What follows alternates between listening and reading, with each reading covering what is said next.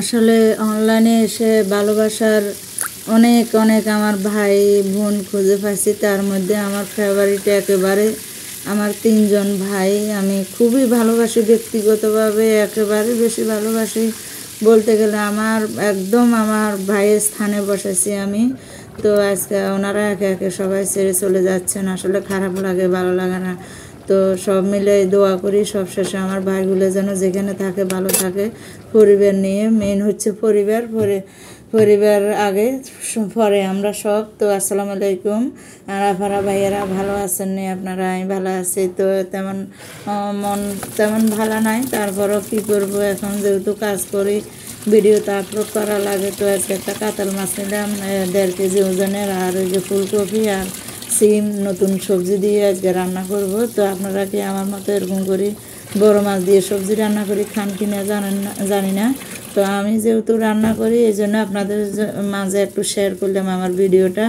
ভালো লাগলে পুরো ভিডিওটা দেখে লাইক কমেন্ট করবেন গঠনমূলক, এবং শেয়ার করে দিবেন অবশ্যই। আর পুরো ভিডিও না দেখে কেউ কমেন্ট করবেন না।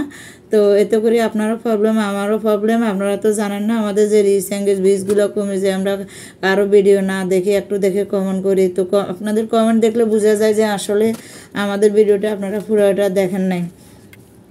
তো কাতাল মাছ কুড়াকাটি শেষ, তরকারি কুড়াকাটি শেষ, এগুলো তো পুরোগুলো দেখানো যায় না। এখন হলুদ দুই দেয় সুন্দর করে, হলুদ মরিচ মেখে তো এখন বাজি বয়া দিতেছি আর আপনাদের সাথে কথা বলতেছি। তো আসলে আমরা এই ফেসবুককে ধন্যবাদ জানাতে চাই। ফেসবুক যদি আমাদেরকে এই প্ল্যাটফর্ম তৈরি করি না দিতেন, আজকে আমরা এক একজন এক এক ডিস্ট্রিক্টের এক এক রাষ্ট্রের সবাই আসলে এই যে লাইভ ভিডিও কলে এসে কথা বলি ভাই বোন হিসাবে, কত সুন্দর একটা মধুর সম্পর্ক হয়ে গেছে সবার মধ্যে। তো এক একজন যে ছেড়ে চলে যায় ওনাদের জন্য কত যে মন খারাপ সেটা বলে বোঝানো যাবে না, বাসা হারিয়ে ফেলে মাঝে মধ্যে। তো কইতো এইদিকে দিয়ে আমার মাছগুলো বাজি হয়ে গেছে, আর মাথাগুলো দিতেছি একটু বাজি করে, কড়া বাজি করছি যে কেন কাতাল মাছটা সেগুলো তেমনি নরম। তো মাছগুলো আসলে সবজিগুলো ভালো করে তেলের উপরে কষা দিব। তো এই জন্য আজকে সরষের তেল দিয়ে রান্না করতেছি আমি কাতাল মাছটা। তো এখন তেল ঢালে দিয়ে পেঁয়াজ কুচি কাঁচামরিচ কুচি দিচ্ছি, আর এর মধ্যে দেবো হলুদের গুঁড়া, পেঁয়াজ বাটা, রসুন বাটা, আদা বাটা, একটু জিরা বাটা দিতেছি। আজকে অনেকগুলো মশলা মাসিক যেই এগুলো ব্লেন্ডার করলাম, আমার মাসিক মশলা শেষ হয়ে গেছে।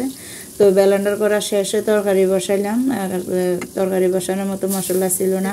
তো একে একে সবগুলো মশলা দিয়ে দিছি, দিয়ে ভালো করে অল্প একটু পানি দিয়ে পরিমাণ মতো দিয়ে একটু ভালো করে কষাই। তারপরে এই যে সবজিগুলো একে একে দিয়ে দিতেছি। ফুলকপির এখন দাম, সিমেরও দাম 150 টাকা করে কেজি নিচ্ছে, আর ফুলকপি কত টাকা জানি না, 2টা 55 টাকা আসছে ছোটো ছোটো একবারে, লগে 2টা আলু দিচ্ছি। আসলে শীতকালীন সবজি নানান রকমের সবজি মিক্স করে রান্না করলে কিন্তু আলাদা একটা মজা।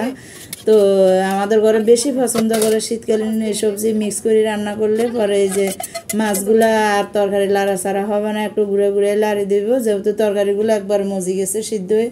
তো উপরে মাছগুলো বসাই দিছি আর কি। তো এখন চারিদিক দিয়ে আস্তে আস্তে করে সব ঘুরে ঘাড়া দিয়ে এখন আমি কাঁচা টমেটো দিব না, আমি দিব আমার বানানো টমেটো সস আছে, ওইগুলো আমি ব্যবহার করি সবজিতে। অনেক মজা, নিজের হাতে তৈরি করা সস। এবার আবারও বানাবো, প্রায় শেষ হয়ে গেছে। তো এগুলো দিচ্ছি একটু দিয়ে ডাকি দিছি, আর এই যে তরকারিগুলো উতরে গেছে মাশাআল্লাহ, কালারও অনেক সুন্দর, আর খাইতে এত মজা হয়েছে একবার। আজকে আমি প্রথম রান্না করছি এই যে ফুলকপি আর সিম আলু দিয়ে। তো মাশাআল্লাহ আমার তরকারিগুলো হয়ে গেছে। আজকের মতো এই পর্যন্ত, ভালো থাকবেন, আল্লাহ হাফেজ।